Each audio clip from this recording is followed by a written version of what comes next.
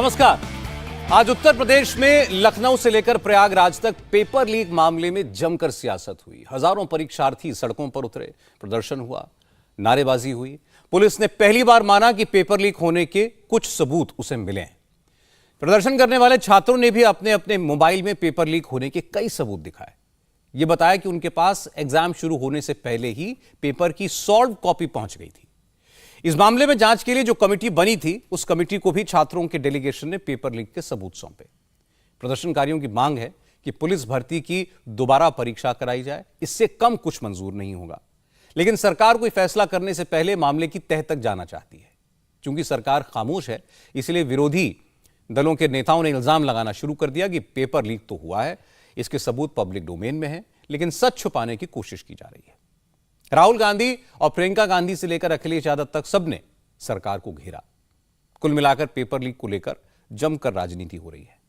लेकिन अब तक यह ना पुलिस ने कहा, ना सरकार ने कहा कि पेपर लीक हुआ है या नहीं हुआ। तो क्या सभी चारों पारियों के पेपर लीक हुए, या एक या दो पेपर इम्तिहान से पहले छात्रों के पास पहुंचे?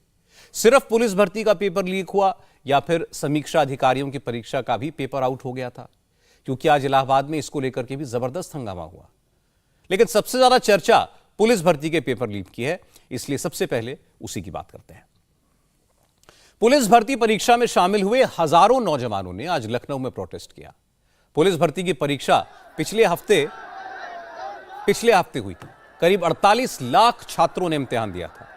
60,000 से ज्यादा पदों के लिए भर्ती थी। 5 साल के बाद भर्ती निकली थी। यूपी में यह पुलिस की अब तक की सबसे बड़ी भर्ती थी, इसलिए लाखों नौजवानों ने इसमें हिस्सा लिया। लेकिन छात्रों की नाराजगी उस वक्त बढ़ गई जब उन्हें यह लगा कि परीक्षा का पेपर इम्तिहान शुरू होने से पहले ही लीक हो गया है। इसलिए आज यूपी के तमाम शहरों से नौजवान लखनऊ पहुंचे और आंदोलन शुरू कर दिया। इन नौजवानों की मांग है कि पुलिस भर्ती का एग्जाम रद्द किया जाए और जल्द से जल्द नई डेट पर फिर से इम्तिहान लिया जाए। प्रदर्शनकारियों का इल्जाम है कि पुलिस कांस्टेबल की भर्ती का पेपर एग्जाम से पहले लीक हो चुका था। इस वजह से एग्जाम के नतीजे पर उनको भरोसा नहीं है। हालांकि शुरुआत में प्रशासन ने दावा किया कि कुछ जगहों पर नकली पेपर सोशल मीडिया पर सर्कुलेट करके पेपर लीक होने की अफवाह फैलाई गई है। लेकिन जैसे मामला बढ़ा तो योगी आदित्यनाथ ने बिना देर किए इस मामले की जांच के लिए कमेटी बना दी और जल्द से जल्द सच्चाई का पता लगाने के निर्देश दिए। लेकिन आज प्रदर्शन करने वाले छात्रों ने कहा कि उन्होंने पेपर दिया है। जो पेपर आंसर शीट के साथ उनके मोबाइल में सोशल मीडिया के जरिए इम्तिहान शुरू होने से पहले ही पहुंच गया था, वही पेपर एग्जाम में मिला, तो वो कैसे मान लें कि पेपर आउट नहीं हुआ है? इसलिए अब एक ही रास्ता है कि एग्जाम को कैंसिल किया जाए, फिर से एग्जाम कंडक्ट कराया जाए। और जब तक ये नहीं होता तब तक वो प्रदर्शन करते रहेंगे, सड़क पर डटे रहेंगे।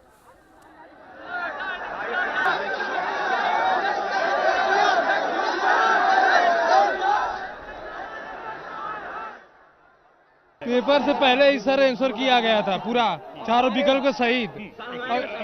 24 घंटे पहले लड़कों के व्हाट्सएप पे, टेलीग्राम पर सब पेपर आ गया था। सब गांव के लड़के सर अगल बगल भी 140 क्वेश्चन, 145 क्वेश्चन किए हैं। हम लोग सर 110-115 क्वेश्चन करके भर्ती नहीं हो पाएंगे।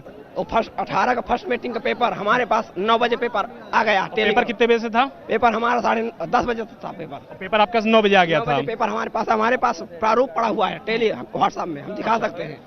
कितने स्टूडेंट्स को इस तरीके से मिला था और क्या जानकारी है? क्या लोगों से पैसे भी लिए गए थे अभ्यर्थियों से? सर ऐसा मालूम चल रहा है कि 100 रुपए समेत में पेपर बिक चुके हैं। जब आ गए हमारे फोन में, जब टेलीग्राम में और अन्य चैनलों में शेयर किए गए हैं, तो 100 रुपए में इस तरह बिके हुए कि फर्जीवाड़ा बिके हैं। आप लोग क्या चाहते हैं, किस तरीके से पेपर होना चाहते हैं कि हमको न्याय मिलना चाहिए? भर्ती पर रोक लगे और भर्ती तुरंत निरस्त हो और नई एग्जाम डेट मिले। 108 पेज की सर पीडीएफ है।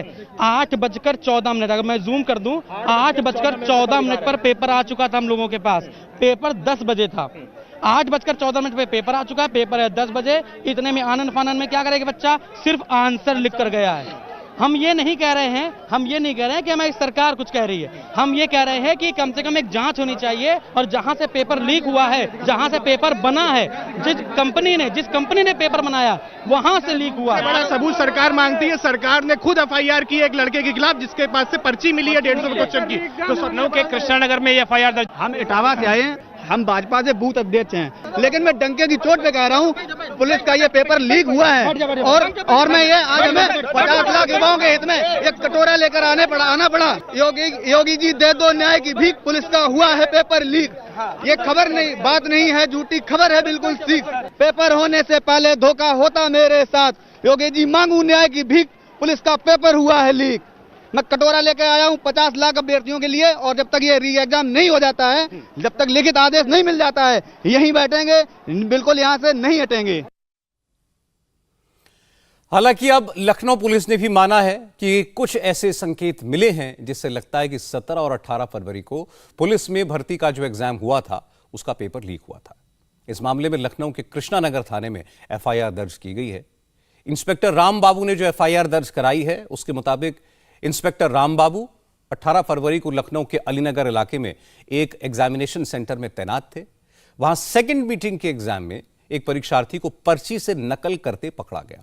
उसकी तलाशी लेने पर एग्जाम के कई सवालों के जवाबों की पर्चियां मिली।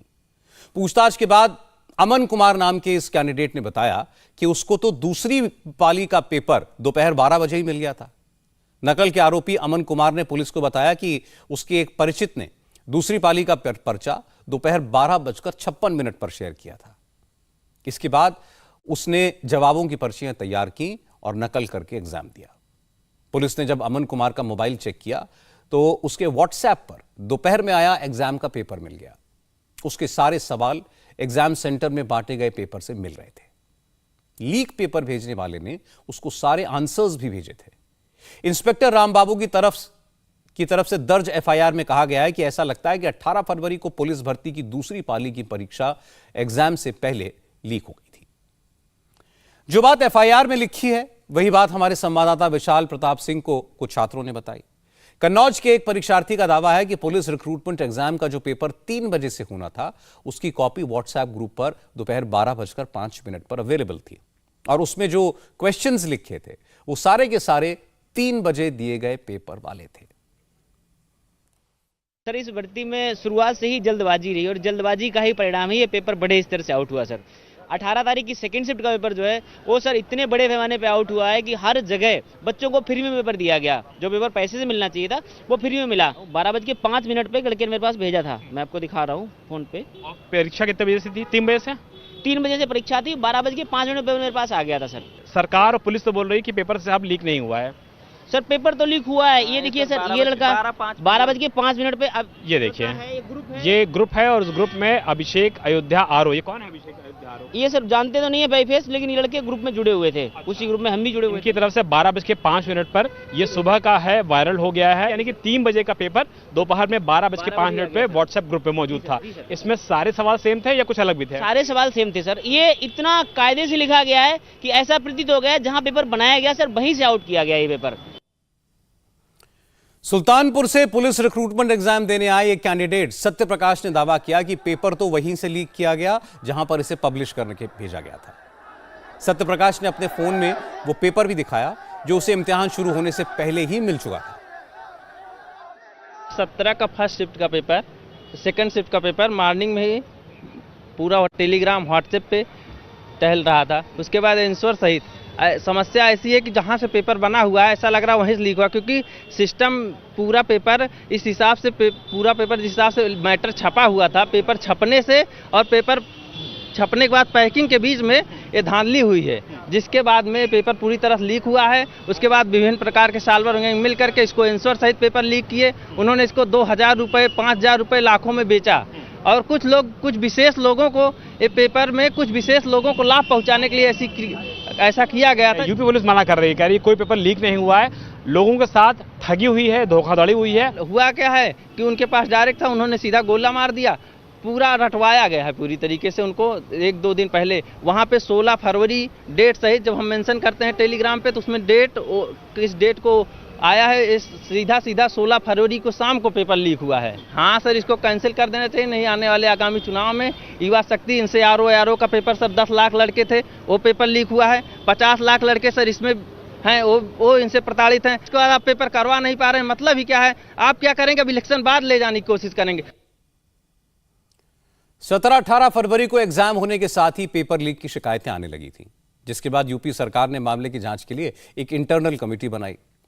ये कमेटी यूपी पुलिस भर्ती और प्रमोशन बोर्ड की चेयरपर्सन रेणुका मिश्रा की तरफ से बनाई गई।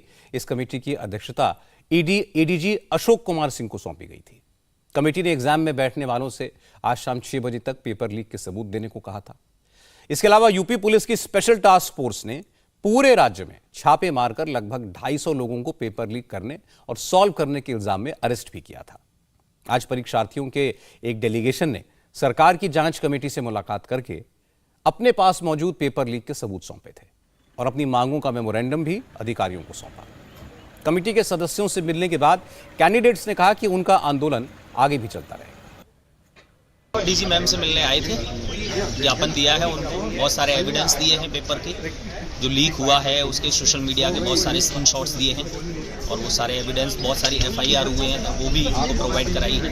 ऑलरेडी बहुत सारे डॉक्यूमेंट्स लोगों ने भेज भी दिए हैं। पहले से बहुत सारे बच्चों को ये एक मेल ID दी गई थी डिपार्टमेंट की तरफ से कि आप हमें वो एविडेंस भेजिए, तो बच्चों ने भी ऑलरेडी भेज चुके हैं और बाकी हमने अभी एक प्रॉपर ज्ञापन दिया है। तो मैम ने अभी उसके लिए आश्वासन दिया है 102 दिन का, कि 102 दिन का समय आप हमें दीजिए, देन हम डिसीजन लेते हैं इस पर। तो अभी आप लोगों का जो प्रोटेस्ट चल रहा है इको गार्डन में, प्रोटेस्ट चलता रहेगा, हमारा शांतिप्रिय प्रोटेस्ट है। आज लखनऊ में एक तरफ पुलिस भर्ती के ये परीक्षार्थी प्रोटेस्ट कर रहे थे, दूसरी तरफ टीचर भर्ती के एस्पिरेंट्स भी प्रदर्शन कर रहे थे।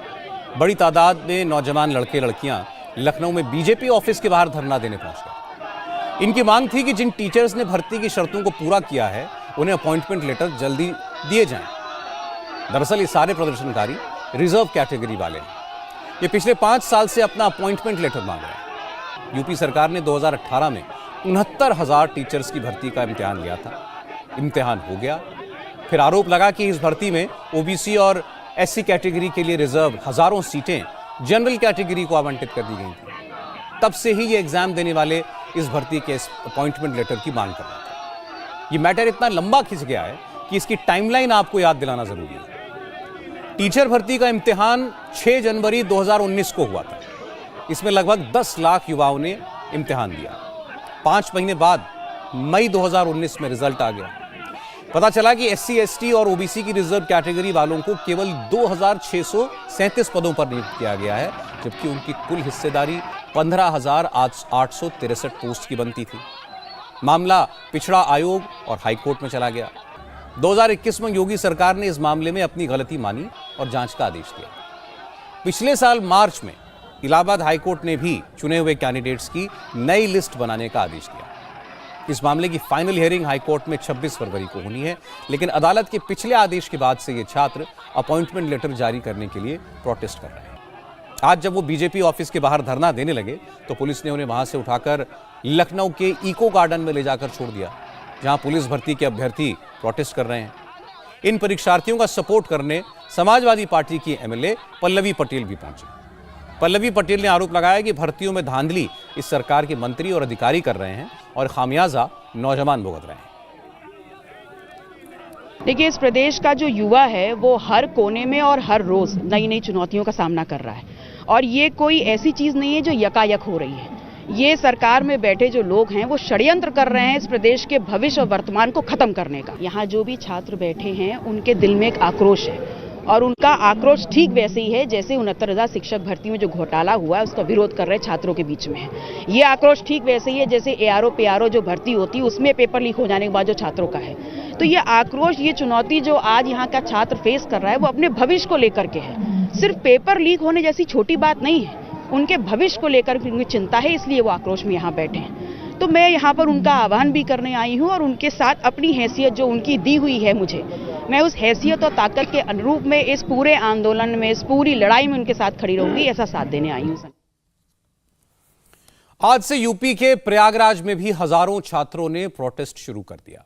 इन छात्रों का आरोप है कि यूपी लोक सेवा आयोग ने समीक्षा अधिकारी और सहायक समीक्षा अधिकारी की भर्ती के जो एग्जाम कराए थे उसके पेपर लीक हो गए थे, इसलिए अब सरकार पुराना एग्जाम रद्द करे, एग्जाम की नई डेट अनाउंस करे, तभी वो अपना धरना खत्म करेंगे। यूपी पुलिस सर्विस कमीशन ने RO ARO का एग्जाम इसी महीने की 11 तारीख को कराया था।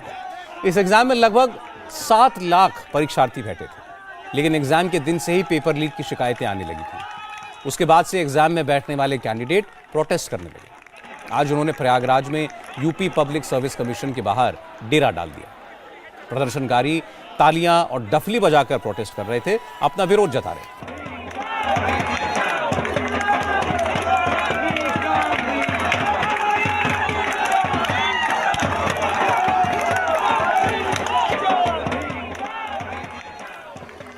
छात्रों की शिकायत है कि पहले तो सरकार बड़ी मुश्किल से भर्तियां निकालती है, जब एग्जाम होता है तो पेपर लीक हो जाता है, इसलिए नौकरी का उनका इंतजार लगातार लंबा खिंचता जा रहा है। प्रदर्शनकारियों ने कहा कि जब तक उनकी मांग नहीं मानी जाती तब तक वो पब्लिक सर्विस कमीशन के सामने धरना जारी रखेंगे, और अगर सरकार ने उनकी मांग नहीं मानी तो उसे चुनाव में खामियाजा भुगतना पड़ेगा।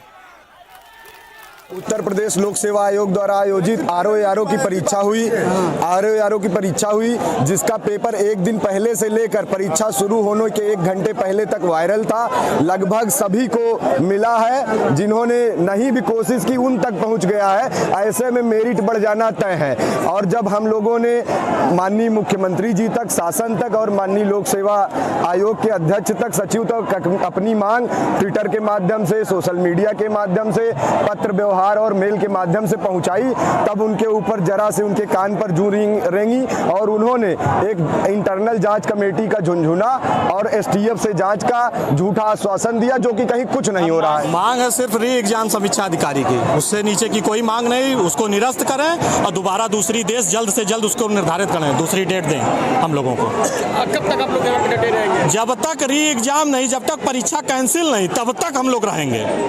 उसके नीचे की कोई मांग नहीं स्वीकार होगी। जो राशन बट रहा है ना योगी सरकार का, ठीक उसी तरह पेपर बटा है।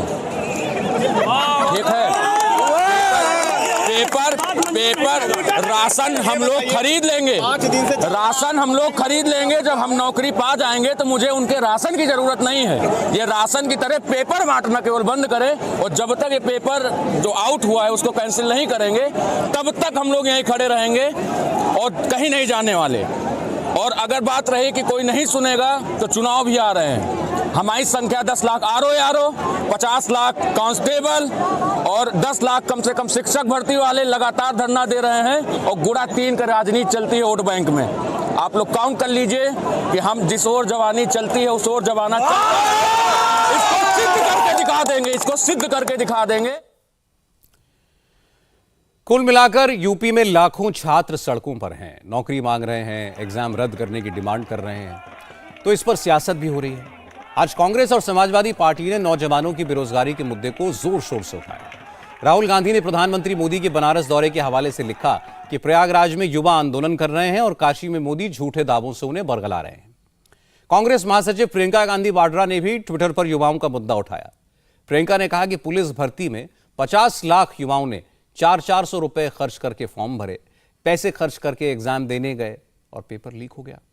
प्रियंका ने कहा कि आखिर क्या वजह है कि यूपी में हर सरकारी भर्ती का इम्तिहान री एग्जाम में तब्दील हो जाता है। इसके बाद अखिलेश यादव भी मैदान में आए और उन्होंने कहा कि पूरे यूपी में युवा बेरोजगारी से परेशान है, सरकार ढंग से एक इम्तिहान तक नहीं करा पा रही। अखिलेश यादव ने कहा कि आखिर किस दम पर बीजेपी दुनिया में देश का डंका बजाने का दावा करती है, जब उससे एक भर्ती का एग्जाम तक ठीक से नहीं कराया जाता। पूरा उत्तर प्रदेश का नौजवान सड़कों पर है, जहां भी जा रहे हैं। मैं भी हाल में एटा आया था, जलेसर, हर गांव में लड़के बाहर निकल करके हमें भर्ती को लेकर के शिकायत कर रहे थे। जो तस्वीरें आ रही उत्तर प्रदेश से, चाहे वो इलाहाबाद हो, प्रयागराज हो या आपका महोबा हो, बुंदेलखंड के क्षेत्र से, हर जगह से ये शिकायत आ रही है कि पेपर लीक हुआ है। और केवल यही नहीं है, प्रयागराज में जो आयोग है उसको घेर करके छात्र नौजवान बैठे हुए हैं। वो मांग कर रहे हैं कि जो पेपर हुआ था एआरओ का और आरओ का, उसमें बड़े पैमाने पे धांधली हुई है, पेपर लीक हुआ है। आखिरकार सरकार का हर पेपर लीक क्यों हो रहा है? जो सरकार ये कहती हो कि दुनिया में हमारी 5वीं अर्थव्यवस्था बन गई है, उस सरकार में पेपर लीक हो रहा हो। जो लोग भारत माता की जय के नारे लगा कर ही भाषण शुरू करते हैं, उन्होंने अग्निवीर जैसी व्यवस्था दी है, खराब व्यवस्था, नौजवानों का भविष्य अंधकार में डाला है। तो राष्ट्रवादी वही होगा और राष्ट्रवादी सरकार वही होती है जो किसान को खुशहाल बनाए, नौजवान का भविष्य बेहतर करे। हालांकि योगी सरकार ने पेपर लीक के इल्जाम को सिरे से खारिज कर दिया। योगी सरकार में अल्पसंख्यक कल्याण मंत्री दानिश आजाद अंसारी ने दावा किया कि किसी भी इम्तिहान का पर्चा लीक नहीं हुआ है। विपक्ष नौजवानों को बहका रहा है। कहीं भी इस तरह की कोई घटना नहीं हुई और उत्तर प्रदेश की हमारी योगी सरकार पारदर्शी तरीके से उत्तर प्रदेश की व्यवस्थाओं को चलाने वाली सरकार जानी जाती है। खासतौर पर अगर बात जब नौजवानों के भविष्य की आती है तो हमारी योगी सरकार अपने नौजवानों के भविष्य के प्रति पूरी तरीके से संजीदा है। हमने हमेशा उत्तर प्रदेश में पारदर्शी व्यवस्था लागू की, नकल विहीन जो है व्यवस्था लागू की और उत्तर प्रदेश में के नौजवानों के हौसलों को हमेशा उड़ान देने का काम किया। उनके जो सपने हैं उनको हकीकत में बदलने के लिए उनके साथ मजबूती से हमारी योगी सरकार हमेशा उनके साथ खड़ी रही। लेकिन विपक्ष का हमेशा एजेंडा नौजवानों को गुमराह करने का रहा है। राजनीतिक बयानबाजी अपनी जगह पर है और जमीनी हकीकत अपनी जगह है। जो सबूत सामने आए हैं उससे ये तो लग रहा है कि पुलिस भर्ती का पेपर लीक हुआ। इससे पहले भी यूपी के अलावा बिहार, राजस्थान, गुजरात, महाराष्ट्र से भी ऐसी खबरें आ चुकी हैं। इसलिए पेपर लीक की समस्या से मुंह तो नहीं मोड़ा जा सकता। इसका सबसे ज्यादा नुकसान उन नौजवानों को होता है जो तैयारी करते हैं, मेहनत करते हैं, ईमानदारी से इम्तिहान देते हैं और परीक्षा के बाद पता चलता है कि पेपर तो पहले लीक हो गया था। इसलिए वो नाराज हैं, तो यह नाराजगी जायज है। कई बार पेपर लीक नहीं होता, रिजल्ट आता है तो कोई ना कोई कोर्ट पहुंच जाता है और मामला लटक जाता है। फिर अपॉइंटमेंट लेटर के लिए संघर्ष करना पड़ता है। ये सारे हालात ठीक नहीं हैं। सरकार ने पेपर लीक के खिलाफ अब एक बड़ा सख्त कानून बनाया है, लेकिन सिर्फ कानून बनाने से पूरा काम नहीं होगा। पेपर लीक कराना एक संगठित अपराध है। इसे जड़ से खत्म करना पड़ेगा। योगी आदित्यनाथ ने जिस तरह से यूपी की मुश्किलें यूपी को संभाला है, उनकी मुश्किलें समझी जा सकती हैं। पेपर लीक, भूमाफिया, बालू माफिया, माइनिंग माफिया सबको खत्म किया है और उम्मीद करते हैं कि पेपर लीक माफिया को भी वो जड़ से जल्द मिटाएंगे।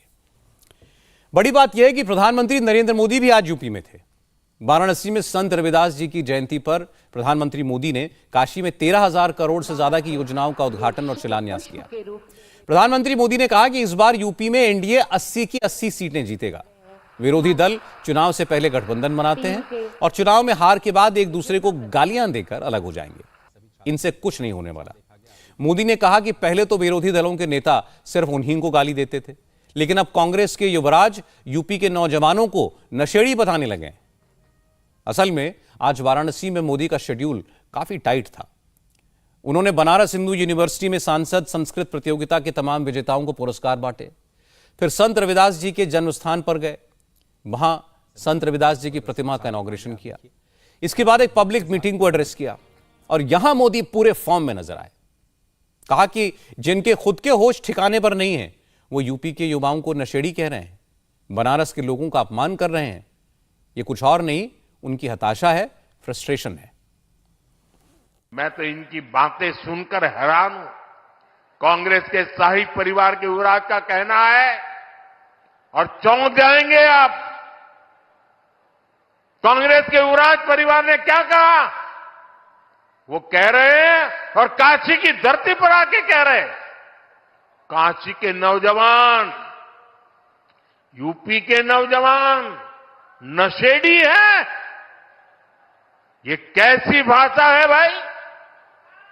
मोदी को गाली देते देते तो इन्होंने 2 दशक बिता लिए, लेकिन अब ईश्वर रूपी जनता जनार्दन पर, यूपी के नौजवानों पर ही ये लोग अपनी फ्रस्ट्रेशन निकाल रहे हैं। जिनके अपने होश ठिकाने नहीं है, वो यूपी के मेरे काशी के बच्चों को नशेड़ी कह रहे हैं। अरे गौर परिवारवादियों, काशी का, यूपी का नौजवान तो विकसित यूपी बनाने में जुटा है। अपना समृद्ध भविष्य लिखने के लिए परिश्रम की पराकाष्ठा कर रहा है। इंडी गठबंधन द्वारा यूपी के नौजवानों का अपमान कोई नहीं भूलेगा। दरअसल 2 दिन पहले राहुल गांधी ने कहा था कि बनारस में रात के 1:30 बजे नशे में धुत नौजवान सड़कों पर नाचते रहते हैं। मोदी ने राहुल गांधी के इसी बयान पर आज रिएक्ट किया।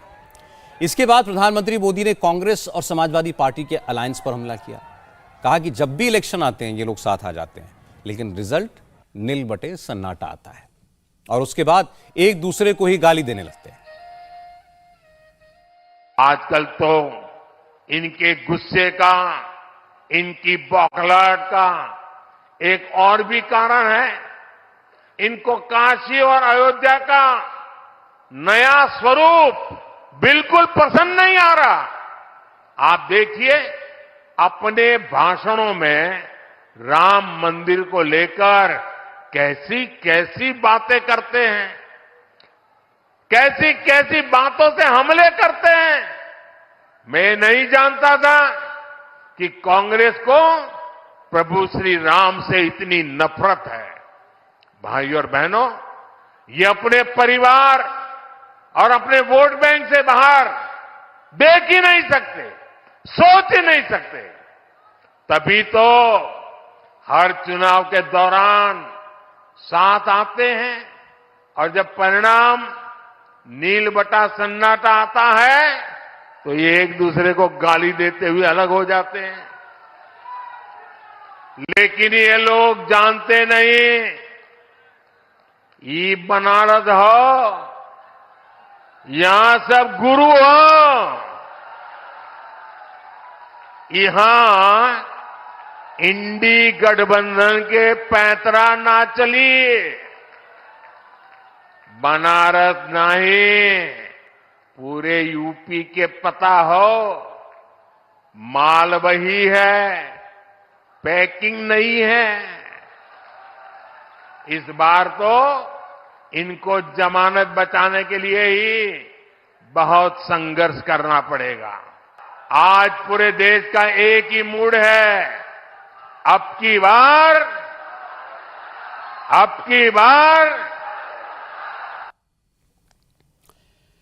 प्राइम मिनिस्टर मोदी ने आज फिर दावा किया कि अब यूपी में बीजेपी क्लीन स्वीप करेगी।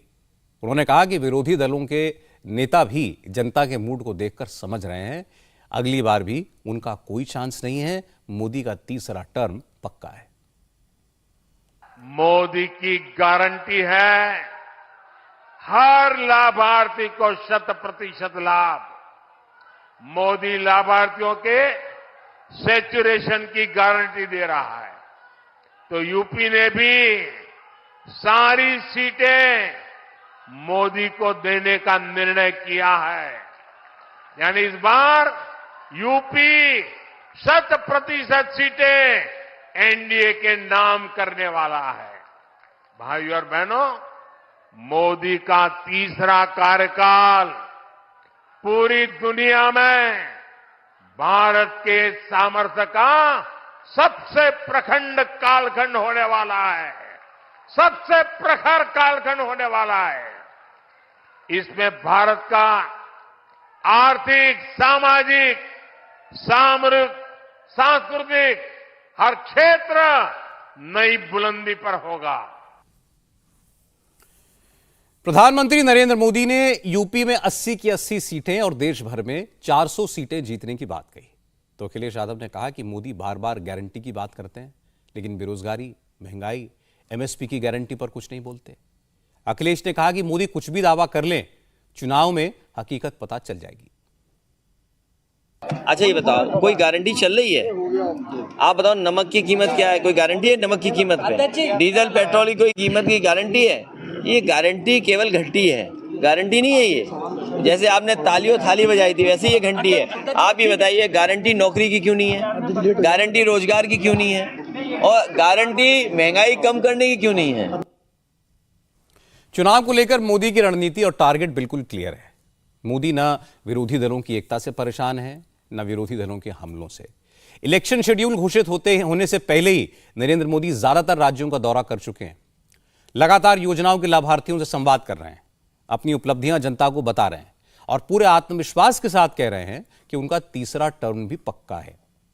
मोदी ने कल गुजरात में यही कहा, आज यूपी में कहा और अब इसके बाद मोदी का अगला दौरा पश्चिम बंगाल का है, जहां संदेश खाली का मुद्दा पहले से ही गर्म है। संदेश खाली में महिलाओं के साथ जुल्म और जमीनों पर कब्जे के मामले में अब तृणमूल कांग्रेस की मुश्किलें बढ़ती जा रही हैं। आज संदेशखाली में 3 बड़ी डेवलपमेंट हुई। बंगाल के डीजीपी राजीव कुमार आज फिर संदेशखाली पहुंचे। उन्होंने स्थानीय लोगों के विरोध का उनको सामना करना पड़ा। आज नेशनल ह्यूमन राइट्स कमीशन की टीम ने पीड़ित परिवारों से बात की, उनकी शिकायत दर्ज की। बीजेपी की महिला नेताओं के डेलीगेशन के कुछ सदस्यों ने संदेशखाली का दौरा किया, लेकिन बीजेपी सांसद लॉकेट चैटर्जी को पुलिस ने संदेशखाली नहीं जाने दिया। अब पूरे देश में हालांकि संदेशखाली की चर्चा हो रही है, पूरे देश से संदेशखाली के लोगों को सपोर्ट मिल रहा है, इसलिए उनका हौसला बढ़ा हुआ है। वो खुलकर तृणमूल कांग्रेस के नेता शाहजहां शेख और उसके गुंडों का विरोध कर रहे हैं। आज संदेशखाली के लोगों ने जमकर खुलकर प्रदर्शन किया। बेमजूर ग्राम पंचायत इलाके में लोगों ने सड़क पर टायर जलाए। बड़ी संख्या में महिलाएं इस प्रदर्शन में शामिल हुई। कुछ महिलाओं ने शाहजहां शेख के बेटे के कब्जे से अपनी जमीन छुड़ाने के लिए जमीन पर बने घर को आग लगा दी। इन महिलाओं ने कहा कि शेख शाहजहां का बेटा उन्हें धमकियां दे रहा है और पुलिस उनकी बात सुनने के लिए तैयार नहीं है। पुलिस अभी भी शेख शाहजहां का और उसके गुंडों का साथ दे रही है। उसका लड़का हुमकी दे रहा है। शेख सदन का दूसरा लड़का है ना, गुंडा बाहिनी है, उसका गुंडा बाहिनी ना, उसको मेरा महिला बार का पुलिस गाड़ी चाल देती है, आपको चापा दे रहा है। तो पुलिस इसे कर लिए है, पुलिस का ये काम है, पुलिस का क्या काम है? क्या वही लगता सुरक्षित तो चाहे तो क्या करे? सुरक्षित नहीं है, हम सुरक्षित नहीं है, हम नहीं है। अभी गुंडा लगा रहे थे, अभी मारधार करते हैं। तो पुलिस वाला आया था, कल तो पुलिस वाला आया था, पिकेट बना के गया था, पुलिस को स्ट्रिक्ट किया। नहीं, झूठ बात बोले, पुलिस झूठ बात बोले, पुलिस अच्छा नहीं बात है, सच बात नहीं बोले, पुलिस झूठ बात बोले। इस हंगामे के बीच बीजेपी का महिला प्रतिनिधिमंडल भी वहां पहुंच गया। डेलीगेशन में बीजेपी की नेता और कुछ महिला वकील भी आई थी। संदेशखाली की महिलाएं बीजेपी के डेलीगेशन से बात करना चाहती थी, लेकिन सिक्योरिटी फोर्सेज ने प्रदर्शनकारी महिलाओं को वापस गांव में खदेड़ दिया। बीजेपी नेताओं को गांव के बाहर रोक दिया। इसके बावजूद गांव की महिलाओं ने बाहर आने की कोशिश की। पुलिस के साथ उनकी हाथापाई हुई, तब सिक्योरिटी फोर्सेज एक्शन में आई। बीजेपी डेलीगेशन की नेताओं को पुलिस ने एक कार में बैठाकर वापस भेजने की कोशिश की। गांव की महिलाओं ने इसका विरोध किया, लेकिन पुलिस ने बीजेपी के डेलीगेशन को जबरदस्ती वापस भेजा। बंगाल बीजेपी महिला मोर्चा की अध्यक्ष फाल्गुनी पात्रा ने कहा कि पुलिस जानती है कि अगर डेलीगेशन की महिलाओं से बात हो गई तो सच सामने आ जाएगा, इसलिए वो महिलाओं से उन्हें मिलने नहीं दे रही। लोग अत्याचार कर रहा है, पुलिस प्रोटेक्शन उसी पर है। आज जो लोग को लूट रहा है उसके ऊपर अत्याचार पुलिस कर रहा है। यही हकीकत है पश्चिम बंगाल में। यहाँ पर कोई महिला, कोई स्टूडेंट, कोई नारी, कोई सुरक्षित नहीं है। सबको लूटा जा रहा है, जमी, उसका इज्जत सब लूट रहा है।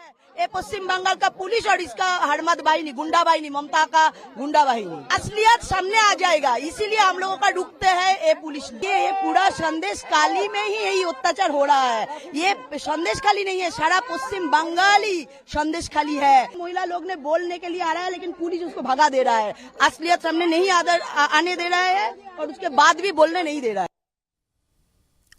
बीजेपी के डेलीगेशन से पहले नेशनल ह्यूमन राइट्स कमीशन की टीम भी आज संदेशखाली पहुंची। इस टीम में 6 मेंबर थे। टीम ने गांव वालों से बात की, अलग अलग इलाकों में जाकर पीड़ितों के बयान लिए। ह्यूमन राइट्स कमीशन ने संदेशखाली से आ रही खबरों पर सुओ मोटो कॉग्निजेंस लेते हुए, स्वतः संज्ञान लेते हुए अपनी टीम वहां भेजी थी।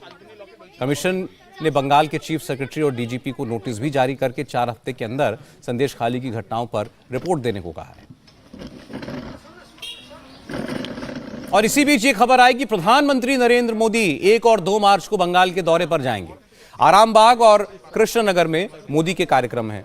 इसके बाद 6 मार्च को मोदी बारासात आएंगे। मोदी के बंगाल दौरे को तृणमूल कांग्रेस के नेताओं ने संदेशखाली की घटनाओं से जोड़ दिया। कुणाल घोष ने कहा कि बीजेपी जानबूझकर संदेशखाली पर सियासत कर रही है।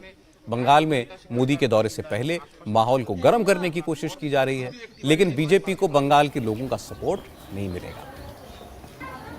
हुगली, वहाँ पर पोस्टर पड़ता है, वेयर इज द एमपी। वो अपने खुद के कॉन्स्टिट्यूंसी में नहीं जाता है और चला गया वो संदेश खाली फोटो शूट करने। तो वो लोग का काम है, दिल्ली से उनको इंस्ट्रक्शन आया, प्राइम मिनिस्टर नरेंद्र मोदी जी आ रहा है, तो तब तक ये संदेश खाली इशू उसको अलाइव रखना है। तो रोज जाना पड़ेगा, प्रोवोक करना पड़ेगा, फोटो शूट करना पड़ेगा, नाटक करना पड़ेगा। वो ये असाइनमेंट काम कर रहे हैं। यूपी में, एमपी में, गुजरात में, मणिपुर, वहाँ पर ये कमीशन कहाँ थे? अभी बंगाल में वो ऑर्गेनाइजेशनली बीजेपी वीक है, इसीलिए इस तरह जो कमीशंस है उसको यहाँ पर भेज रहे हैं। प्रधानमंत्री जी, ये तो डेमोक्रेटिक स्टेट है, वो आएंगे, देखेंगे और हार जाएंगे, ये सभी होगा। हमारे असेंबली इलेक्शन के पहले नरेंद्र मोदी जी, अमित शाह जी, जेपी नड्डा जी, वो तो डेली पैसेंजर बन गए थे, तो उसके बाद भी तो भाजपा हार चुका था। जितने बार वो लोग आएंगे उतना बंगाल का जनता को ये डिसीजन लेने का, फैसला करने का ये सुविधा होगा। Don't vote to BJP. Trinamool Congress के नेता बीजेपी पर इल्जाम लगा रहे हैं, लेकिन संदेश खाली से जो तस्वीरें आ रही हैं उससे वहां के हालात का अंदाजा लगाना मुश्किल नहीं है। आज जब बंगाल के डीजीपी राजीव कुमार दूसरी बार संदेश खाली पहुंचे तो वहां उन्हें स्थानीय लोगों का विरोध झेलना पड़ा। डीजीपी ने लोगों को समझाया, गांव वालों के साथ उनकी बहस भी हुई और कैमरों में सब कुछ रिकॉर्ड हो रहा था कि डीजीपी राजीव कुमार मीडिया पर भड़क गए। उन्होंने कहा कि मीडिया संदेश खाली के बारे में गलत खबरें फैला रहा है, ये ठीक नहीं है। राजीव कुमार ने संदेश खाली के लोगों से कहा कि अगर उनके साथ गलत हुआ है तो इसका मतलब ये नहीं कि वो कानून अपने हाथ में लें। उन्होंने कहा कि लोगों को अपनी दिक्कत पुलिस को बतानी चाहिए और पुलिस एक्शन लेगी। ঘটনা ঘটেছে স্যার বলেছেন, ডিজি স্যার বলেছেন, যদি শুনুন ফার্স্ট আবার যদি কারো কিন্তু যদি নিজের হাতে কেউ আইন নিয়ে যায়, ঠিক আছে, ফোন নাম্বার বাড়ি তৈরি হয়ে যাবে, কিন্তু তার মানে এই নয় আপনি অন্যের বাড়ি ভাঙবেন। রুল অফ ল এস্টাবলিশ করতে হবে। রুল অফ ল মানে जो लोग यहाँ हैं उन्हें कानून व्यवस्था ठीक करने में मदद करनी होगी। मेरे साथ अन्याय हुआ इसलिए मैं भी वैसा ही करूंगा, ये नहीं होना चाहिए। कुछ लोग नहीं चाहते कि समस्या का समाधान जल्द हो।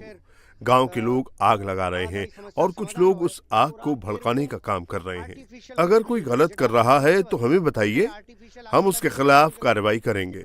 अगर जमीन पर कब्जा हुआ है तो हमारे पास आइए।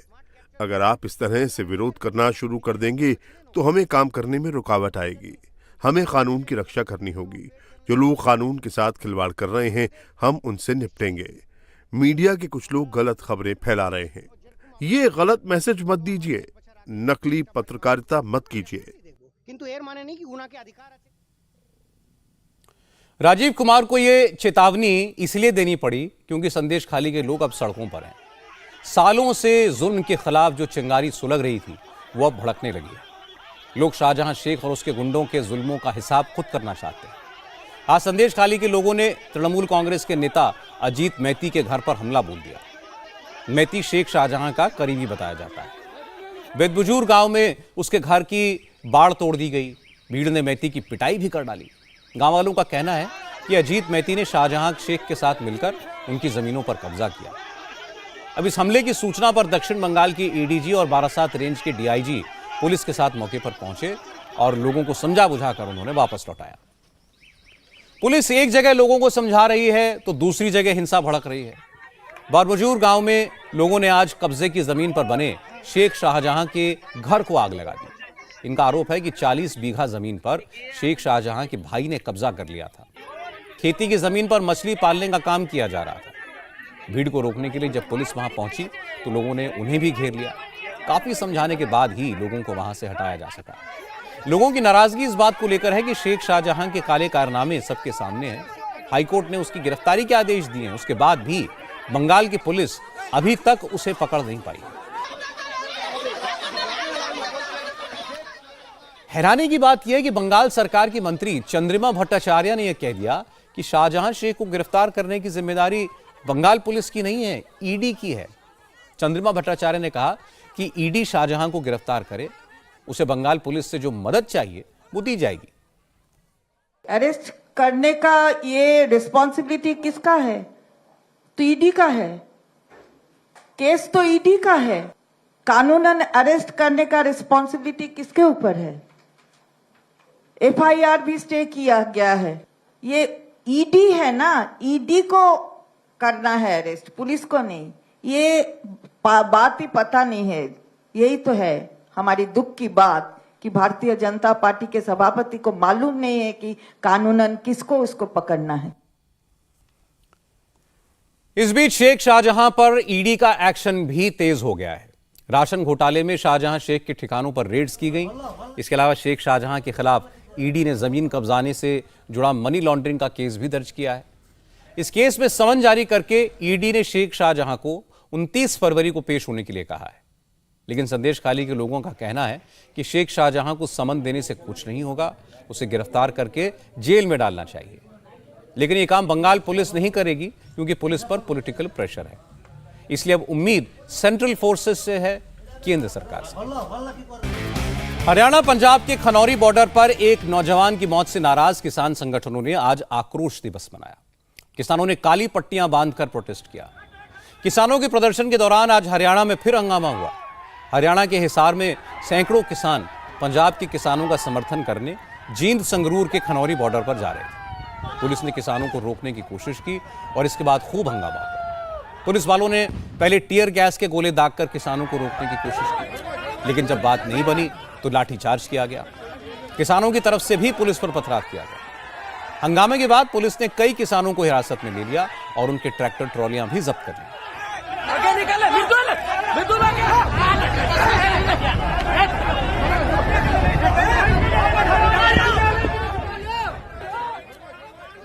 आज के विरोध प्रदर्शन में वो संयुक्त किसान मोर्चा भी शामिल था जिसने 2 साल पहले दिल्ली में किसान आंदोलन का नेतृत्व किया था।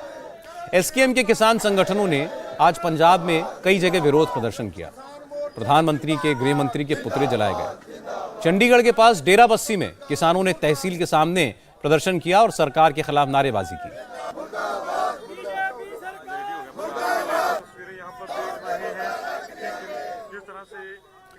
पंजाब और हरियाणा के शंभू बॉर्डर पर बैठे किसानों ने भी आज काली पट्टी बांधकर आक्रोश दिवस मनाया।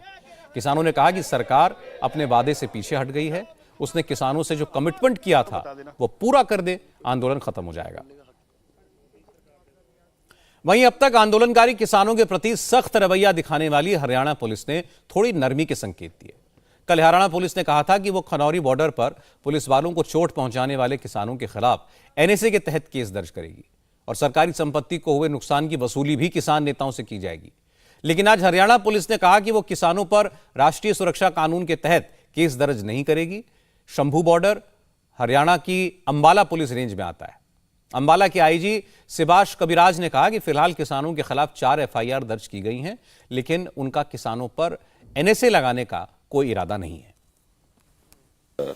4 एफआईआर दर्ज हैं और फिलहाल स्थिति शांतिपूर्ण है। पहले अंबाला पुलिस द्वारा विचार किया जा रहा था एनएसए के विषय में और इसे हम लोगों ने रिकंसिडर किया है और अभी फिलहाल एनएसए की दिशा में कोई कार्रवाई नहीं चल रही है। यहाँ पर जितने भी प्रदर्शनकारी हैं और नेता हैं उनसे हरियाणा पुलिस की तरफ से मैं अपील करता हूँ कि वह कानून व्यवस्था बरकरार रखने में हमारा सहयोग करें और शांति बरकरार रखें और किसी भी तरह का दुष्प्रचार किसी भी तरफ से ना हो और शांति व्यवस्था कायम रहे, इसके लिए हम प्रयासरत हैं।